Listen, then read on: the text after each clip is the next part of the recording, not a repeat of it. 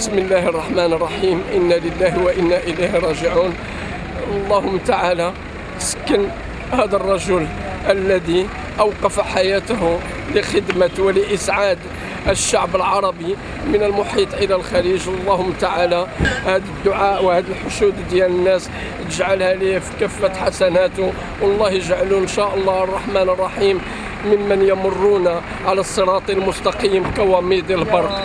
اللهم يا الله يا الله اجعلهم مع الأخيار والأبرار والأطهار يا رب يا رب يا رب. الحاج محمد حسن الجندي يا رب تسكنوا فسيح الجنان يا ربي، واجعل نبينا شفيعه يا رب يا كريم مع الصحابة الكرام ومع الأخيار.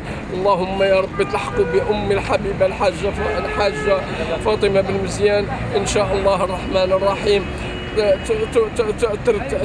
تبوئهم مقاعد الخلد إن شاء الله الرحمن الرحيم في أعلى عليين. الله يرحم الحاج محمد حسن الجندي وعزي سيدنا الله ينصره، وعزي الشعب المغربي وأعزي الشعب العربي وأعزي العائلة الصغيرة والكبيرة من عشاق ومن فناني هذا الوطن وفناني المغرب العربي والعرب جميعا.